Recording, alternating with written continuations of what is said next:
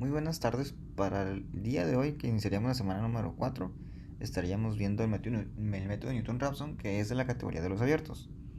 Dentro de los temas a discutir en esta actividad va a ser la representación gráfica de lo que sería derivada, recordar cuál es el concepto de derivada como una gráfica, recordar lo que es pendientes, tangentes, etcétera. Además, ver algunas ventajas y desventajas que tiene el método Newton-Raphson sobre sus contrapartes cerradas, que sería el de bisección y la regla falsa, que son los que hemos estado viendo hasta ahorita.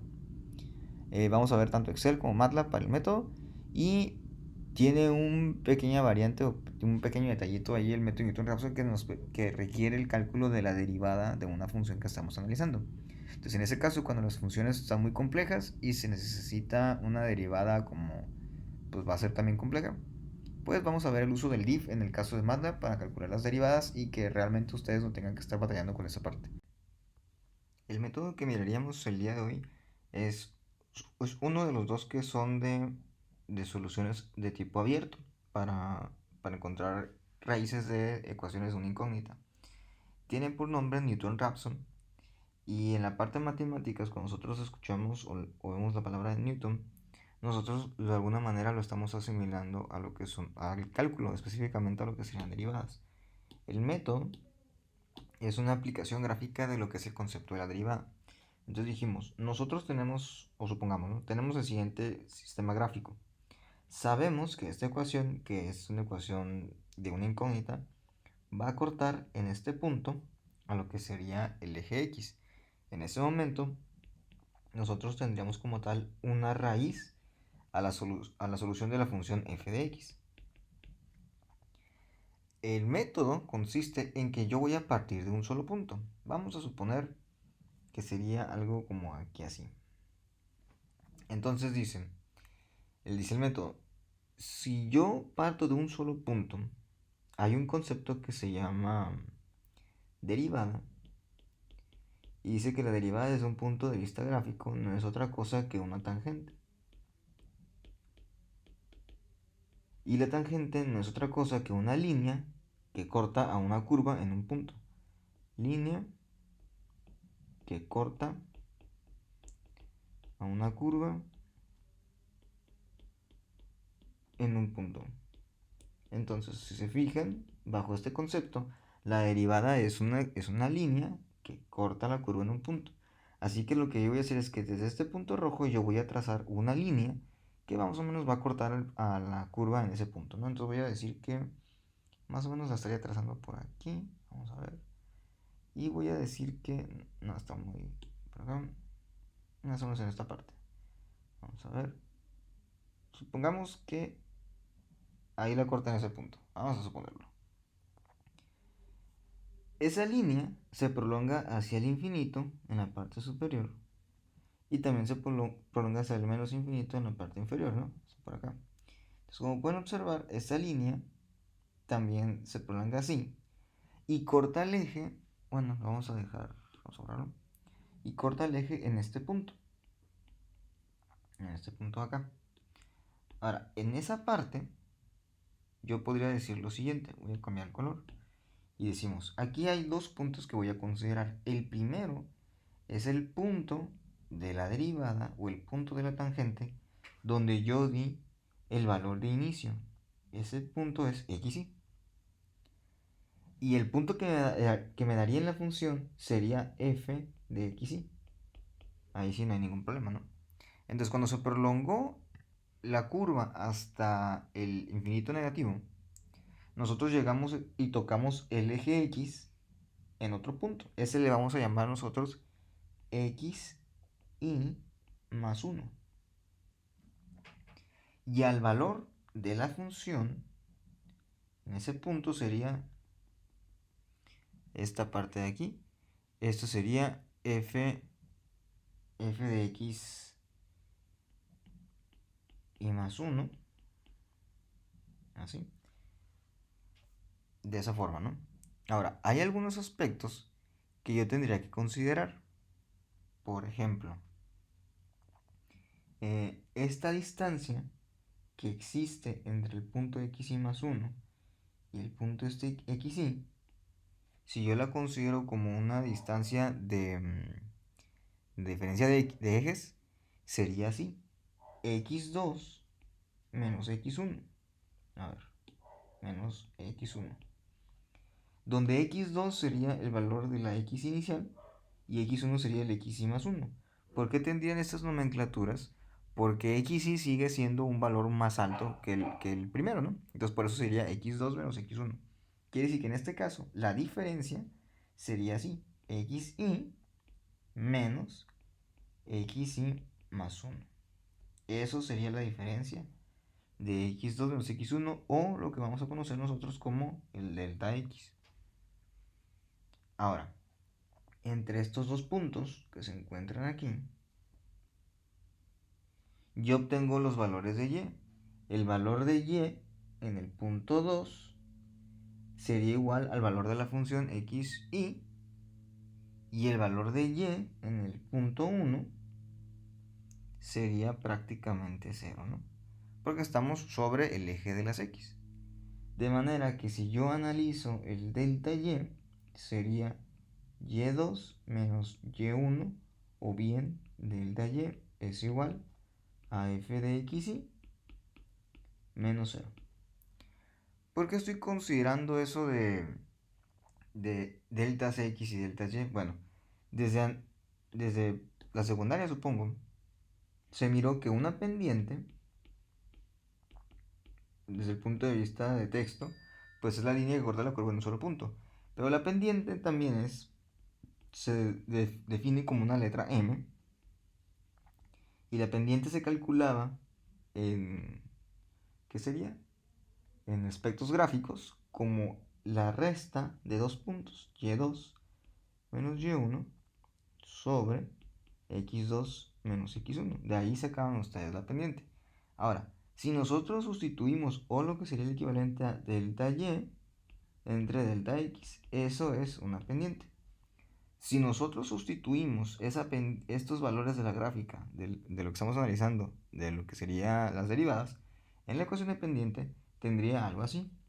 M es igual, vamos a verlo de la siguiente forma, sería, M sería ¿qué otra cosa? Es la pendiente, que es la tangente, que sería la derivada. En otras palabras, M sería la función prima evaluada en xy. Eso vendría siendo lo que es la derivada. ¿Sí? Ahora, si sustituimos todo, nos quedaría así. F de x, S' de xy, va a ser igual, que esto sería la pendiente o la tangente. Y ahora sí decimos, vamos a ver aquí. Y dice delta y sería f de xy menos 0. Y el delta x sería xy menos xy más 1. Ahora lo que voy a hacer es despejar y encontrar cómo le hago para que el xy más 1 sea el valor que yo quisiera encontrar. Voy a hacer un poquito hacia arriba y digo aquí, despejando, yo tendría lo siguiente. Pasaría todo esto aquí, sería xy menos xy más 1, y esto multiplica a f' de xy. Esto es simplemente f de xy. Pasamos dividiendo la derivada, xy más 1 es igual a f de xy sobre f' de xy. Y al hacer eso yo ya puedo quitar los paréntesis. Así que puedo pasar el menos xy más 1 al otro lado positivo, y el cociente del lado derecho lo paso del lado izquierdo negativo. De manera que me quedaría lo siguiente: xy más 1 es igual a xy menos f de xy sobre f' de xy. La primera, bueno, vamos a ponerlo primero, así.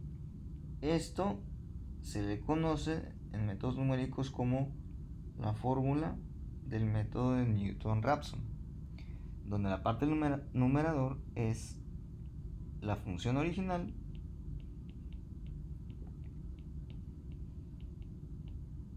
la parte del denominador es la derivada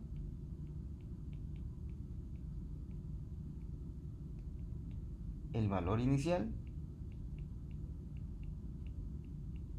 y el x y más 1 sería el valor de la nueva iteración. Gráficamente, ¿cómo se comporta? Bueno, gráficamente sería, me voy al x y más 1, vuelvo a encontrar la función aquí, y aquí trazo otra derivada. Ahora, el valor de x y más 1 se convierte en el nuevo x y este valor es el nuevo x y más 1. Funciono aquí y vuelvo a trazar otra derivada. Y así sucesivamente hasta que llego justo a la raíz. Este método numérico es muy rápido. Es uno de los métodos más utilizados para encontrar resoluciones de ecuaciones de una incógnita y tiene una variante para sistemas de ecuaciones simultáneas, que también lo miraremos más adelante. La desventaja de ser un método abierto es que si ustedes dan un punto, por ejemplo aquí, digamos que la curva hace esto, así, y voy a quitar ese punto. Digamos que ustedes dan un punto en esta parte como valor inicial.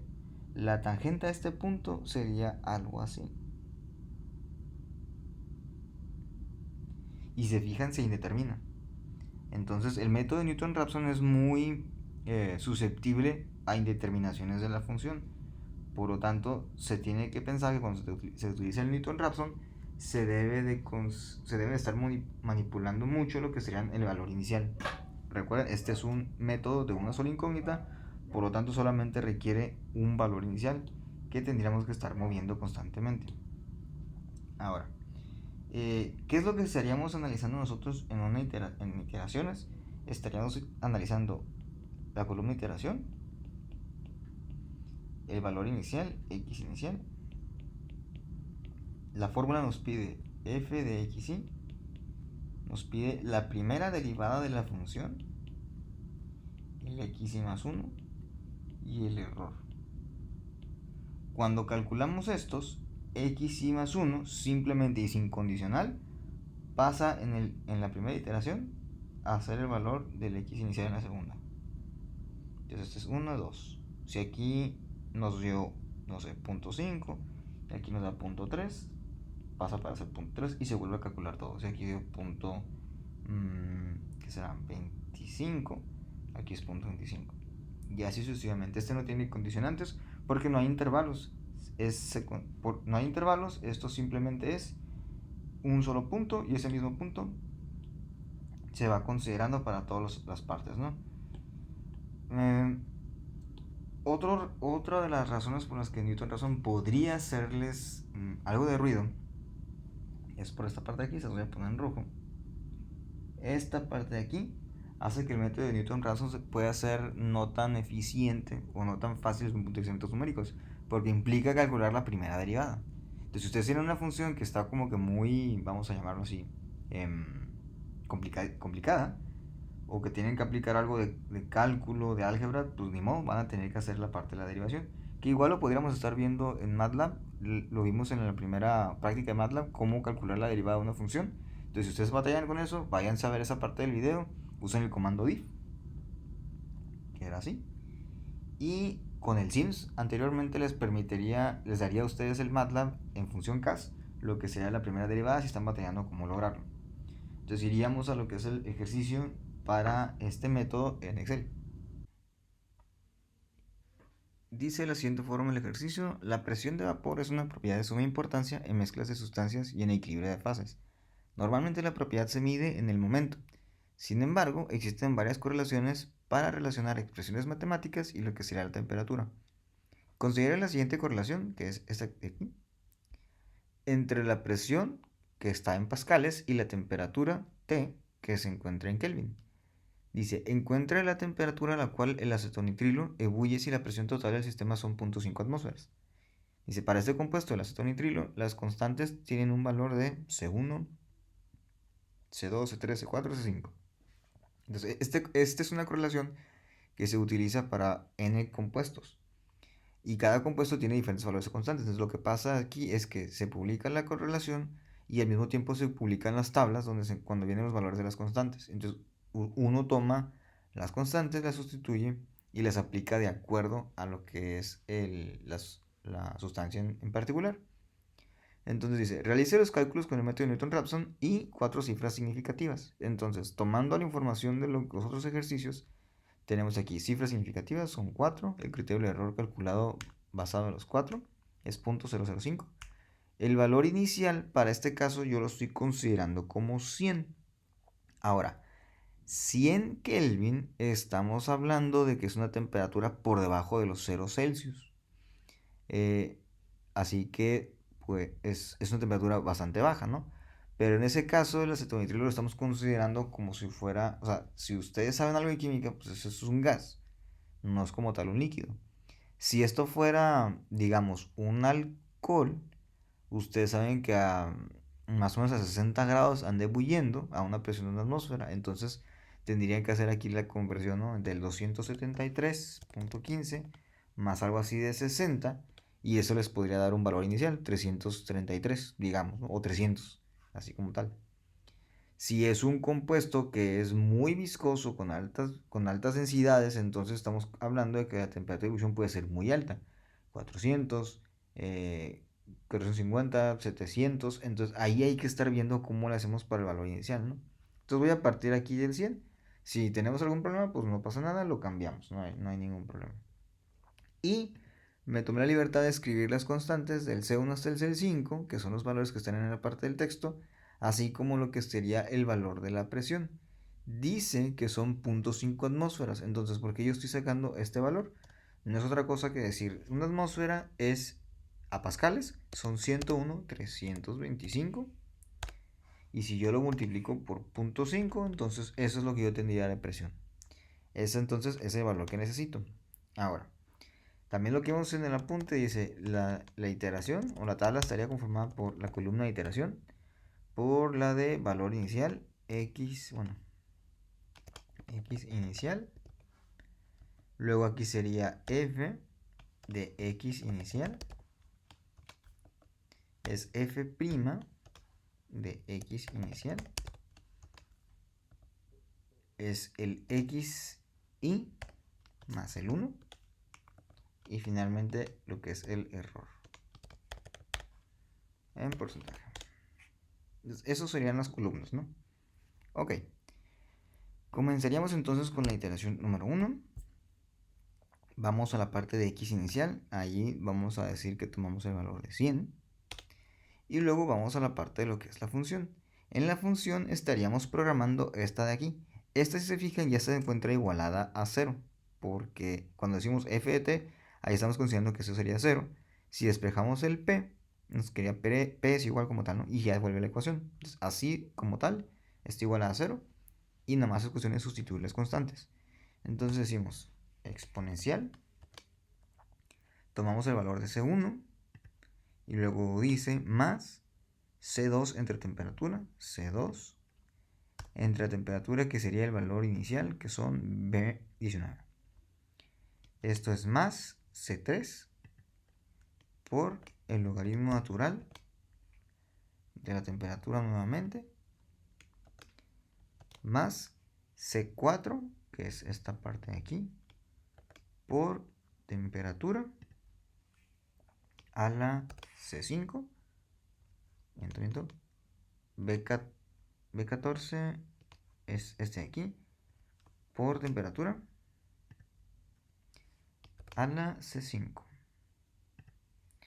Con esto cierro el paréntesis del exponencial y le resto lo que es la presión, este valor aquí. Bueno, como esto yo lo voy a arrastrar más adelante, en las próximas iteraciones lo que voy a hacer es fijar los valores de las celdas que no se van a mover, es decir, todos estos de aquí. Para ello me posiciono y voy a fijar los valores de la columna y del renglón. Columna, renglón. El B19 es la temperatura, es el valor inicial. Ese sí quiero que se mueva, así que ese valor no lo fijo. B13, B14 B15 y finalmente el B16. Ok. Lo siguiente sería la derivada. Entonces en la derivada, ahí es donde vemos la parte de lo complicado, ¿no? En la derivada yo tendría que escribir la función como tal y esa función ver cómo le hago para hacer la derivada. Esto, por ejemplo, es una exponencial. Y si no recuerdan la fórmula de la derivada del exponencial, ahorita lo vamos a ver a continuación. Solamente estoy aquí escribiendo y luego sería acá. Bueno, entonces voy a cambiarme de aplicación. Ok, entonces más o menos esa es la función, ¿no? La fórmula de la derivada sería e a la u es igual a e a la u por u', siendo u ¿qué sería el exponente? Por lo tanto, el exponente es u, sería igual a c1 más c2 entre t, más c3 logaritmo natural de t, más c4 t a la c5. Entonces, eso es lo que vamos a buscar la derivada. Así que u lo vamos a derivar y decimos de esta forma. La derivada de c1 con respecto a... sí, eso es muy importante. ¿Con respecto a quién? Con respecto a la variable independiente que sería t. En este caso, c1 es una constante, es un valor como decir 4. La derivada de 4 con respecto a t, eso es pues 0, ¿no? Sería 0 aquí. Ahora, c2 entre t. Eso hace que a c2 se convierte en esto, c2t a la menos 1. Y la derivada sería multiplicar esto por el signo positivo y restarle el 1. De manera que se daría algo así. Voy a borrarlo. Vamos a ver. Sería menos c2 entre t al cuadrado. ¿Ok? Luego tenemos esta parte de aquí. Vamos a ponerle más. Más. C3 logaritmo natural de t. La derivada del logaritmo es 1 entre lo que sería, bueno, sería la derivada de u entre u. Esa sería, el logaritmo es u' entre u. Entonces derivada de t, porque u es t, derivada de t sería 1 entre t. Lo que nos daría c3 sobre t. Luego viene la siguiente, más c4 y luego es t a la c5. Entonces la potencia es c5 y el c5 va a pasar multiplicando al c4 porque es la derivada, por ejemplo, de x a la n. Entonces, ax a la n, la derivada es an x a la n menos 1. Entonces sería por c5 a la t c5 menos 1. Todo eso sería la derivada. Ya reescribimos. Entonces diríamos que u sería igual a esto, ¿no? Es c3 entre t menos c2 entre t al cuadrado más c4 c5 t a la c5 menos 1. Todo eso es u. Por lo tanto, f' de t va a ser igual a lo siguiente.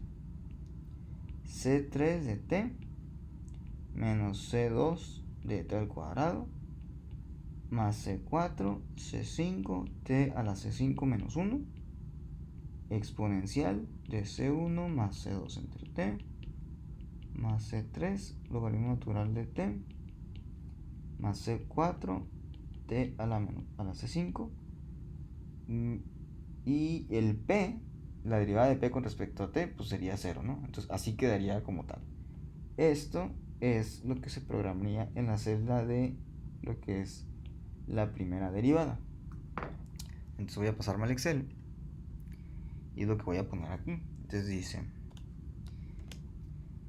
paréntesis sería C3 entre t, que es el inicial, menos C2 sobre el inicial al cuadrado, así, más C4 por C5 por T a la C5 menos 1. Y esto yo lo voy a multiplicar por lo que es la función anterior. La voy a escribir, bueno, sí, la voy a escribir otra vez.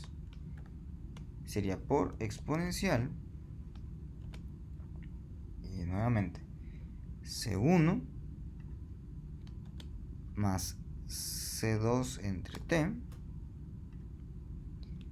más C3 por logaritmo natural de T más C4 por T a la C5.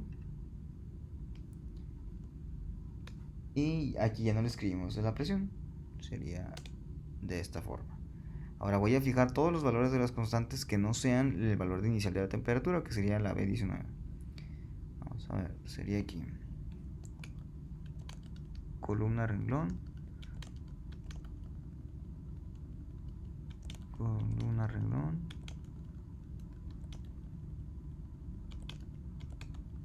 entonces sería también así,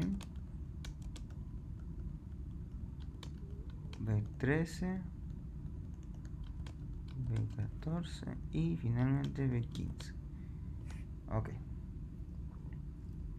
Ahora, el siguiente sería el valor de x y más 1, y con ese sería la fórmula del método de Newton-Raphson. Entonces la vamos a poner aquí otra vez, que sería esta, es lo que estaremos programando. Entonces sería xi inicial menos la división de la función evaluada en la x inicial entre la primera derivada.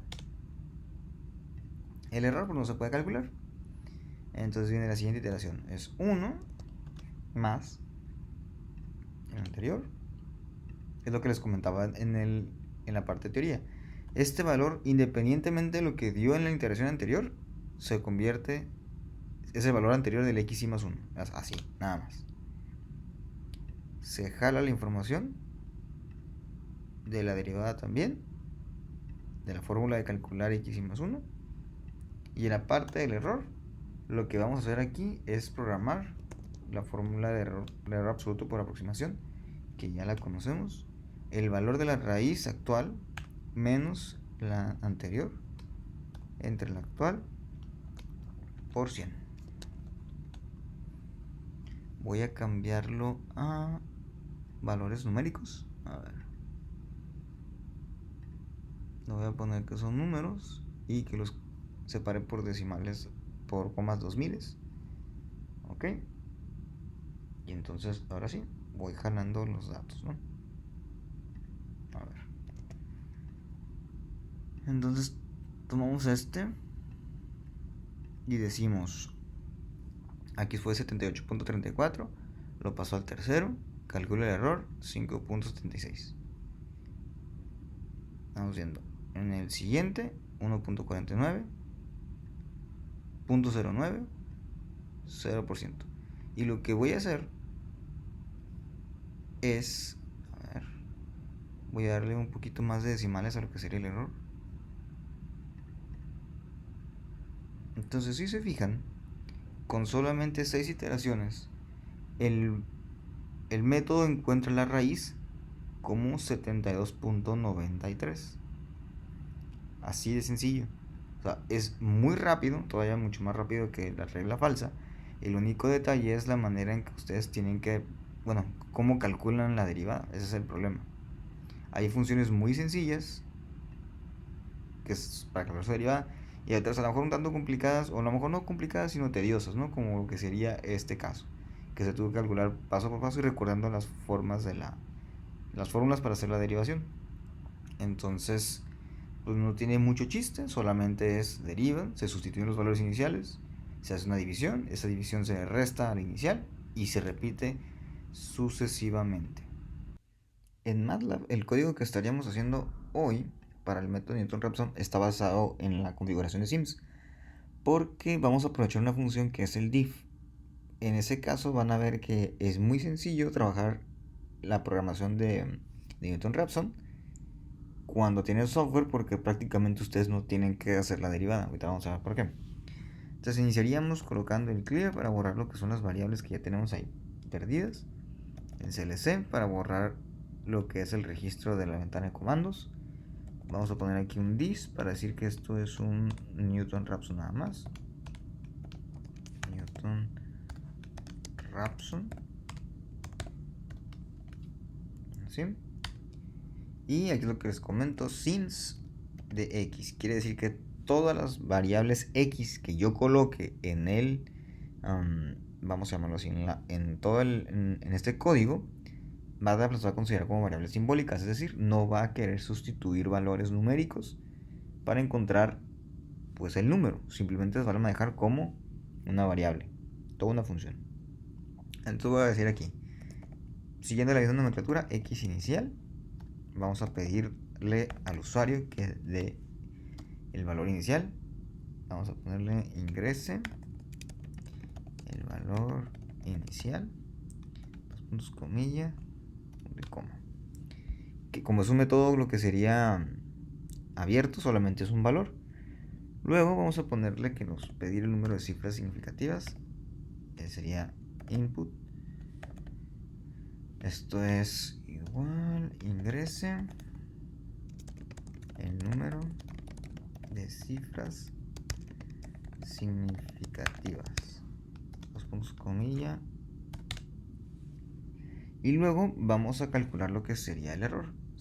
Error, esto es igual a 0.5 por 10 a la 2 menos n, dado en el renglón anterior. Vamos bien. Y luego, como es una función que requiere algunos parámetros o algunas constantes, lo que yo voy a hacer aquí es voy a dar de alta todas las constantes. Voy a poner aquí C1 y vamos a ir escribiendo esos valores, ¿no? 21.662. Aquí pueden ustedes hacer una copia de lo que tienen en Excel para evitarse problemas. 692.39. Luego tengo C3. Y vean que yo lo estoy poniendo con mayúscula. Si yo lo pongo así, significa que en todo el código tiene que ser también mayúscula. Si ustedes deciden hacerlo con minúsculas, no hay problema, pero tienen que respetar esa parte, ¿no? Tienen que ser iguales o mayúsculas o minúsculas para que no tengamos problemas con variables en el MATLAB. Y luego S5, 1, y la presión es de, aquí le voy a decir 101, 325 por 0.5 por 0.5, punto y coma. Ok, entonces aquí no tengo ningún problema, ¿no?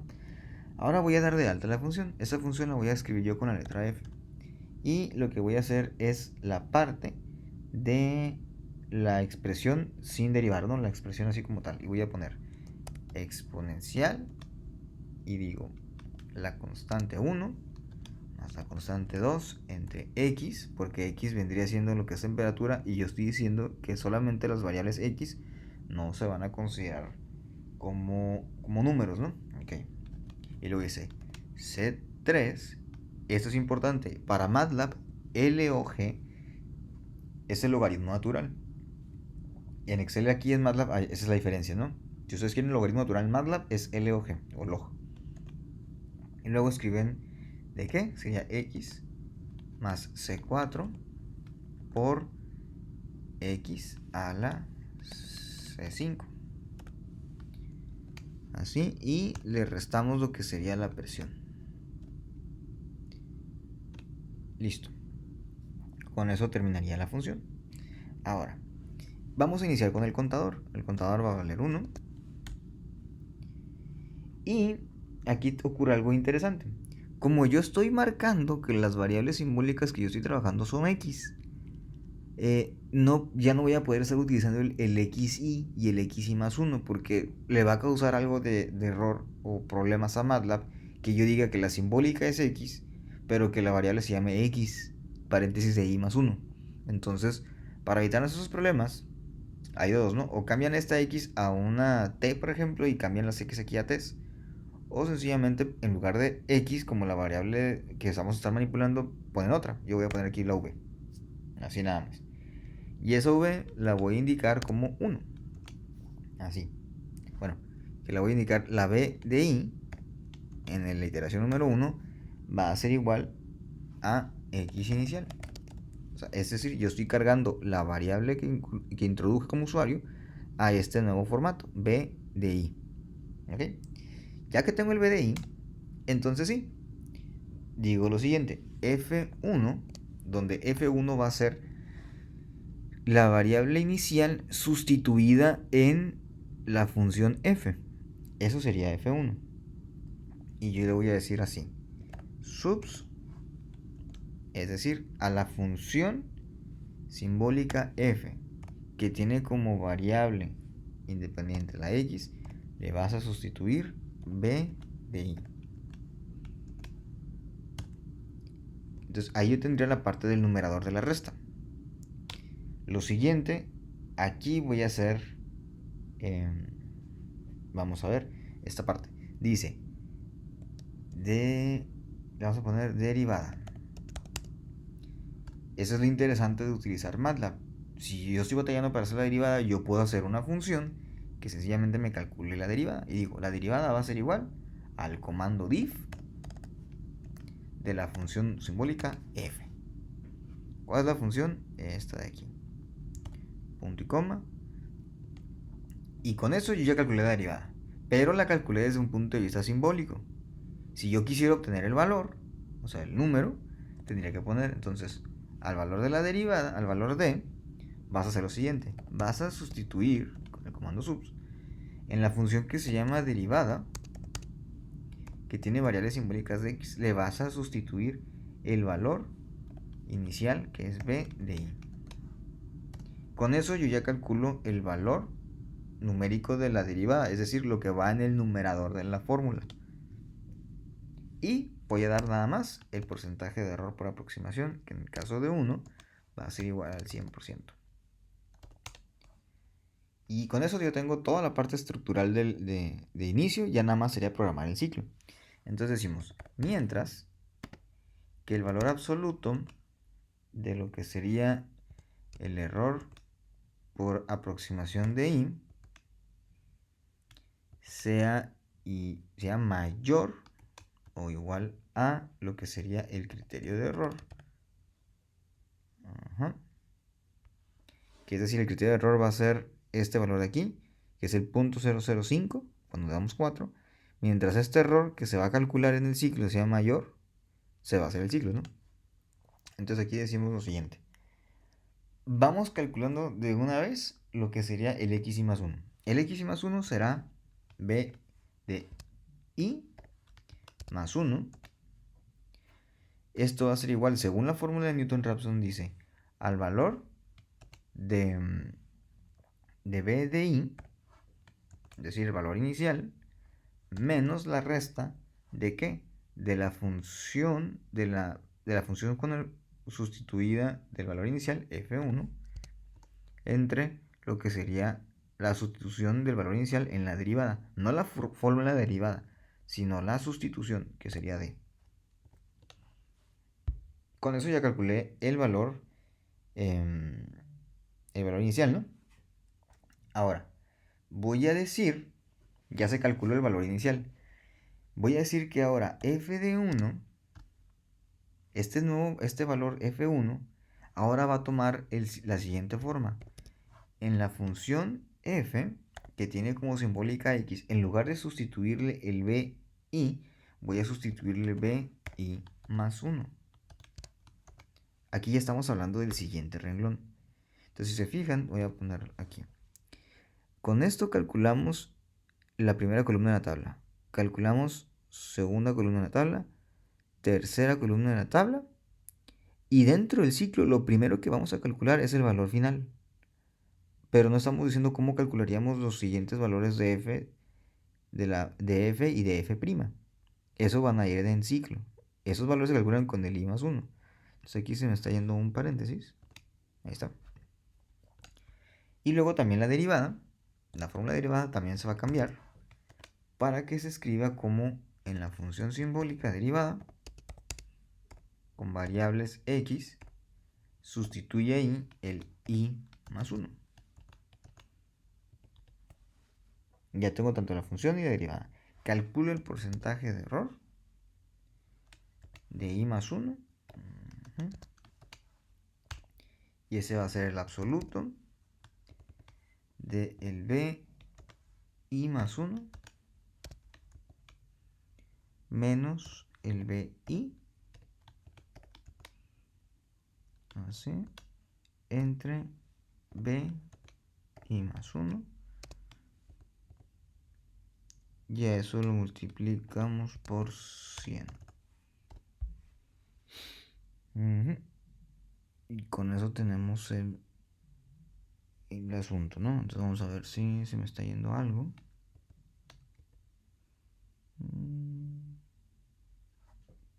Parece que sí. Acá hacemos el contador i igual a i más 1, ponte coma, es decir, cambiamos al siguiente renglón, y con eso cerramos el while. Ahora, aquí hay, porque vamos a hacer un poquito diferente. Si recordamos en otros códigos, nos hace falta la parte de imprimir la tabla y cargar valores de la tabla, ¿no? Es decir, vamos a ver aquí. Sí, ok. Falta hacer la carga de la tabla, ¿no? Aquí vamos a hacerlo un poquito diferente. Vamos a empezar a introducir lo que sería el ciclo for, que ese es la condicionante es un rango de valores. Entonces se hace un poquito distinto, ¿no? Pero prácticamente, si entendemos la parte, es relativamente sencillo. Vamos a mandar llamar el fprint, que sería el formato de la tabla. Fprintf, le ponemos aquí que la tabla va a ser iteración. Le vamos a poner aquí que es x de i, los valores, que es lo que vamos a trabajar. Y finalmente lo que sería el error por aproximación. Vamos a ver que en este caso es muy... El método de Newton-Raphson al momento de programarlo en el MATLAB, realmente no necesitamos tanta información como el método de bisección, por ejemplo, o en el de regla falsa. Entonces esto sería el formato fprint. Y luego comenzaríamos con lo que sería el for. Entonces for. De la misma forma, como el ciclo while, cuando escribo en for se pone azul. Y la condicionante es esta. También necesito yo un contador, ¿no? Ese contador, si ya usé i, el siguiente lógico es j. Y vamos a decir, para j, que va a iniciar en 1 y que va a tomar valores hasta i, voy a hacer lo siguiente. ¿Cuánto vale i? I vale las veces o las iteraciones que se hicieron en el cálculo. Entonces, estos cálculos MATLAB ya los grabó en su memoria. Lo que no ha hecho es mostrarlos.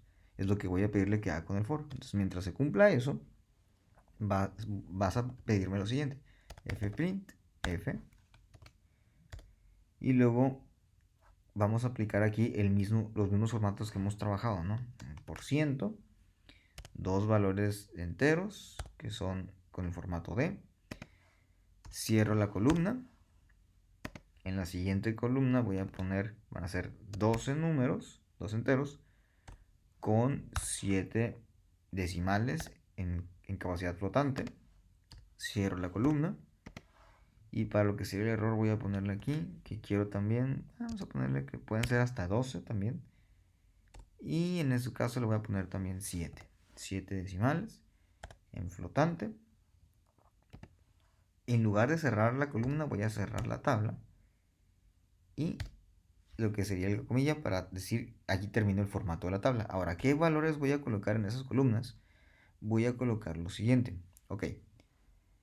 En la parte de la columna iteración que tiene de 2 enteros voy a colocar el valor de j menos 1. Ok. En ese caso, j menos 1, ¿por qué tiene esta forma? Tiene la siguiente forma Porque para empezar, yo no puedo utilizar el valor de i. Ese valor yo ya lo calculé en el while.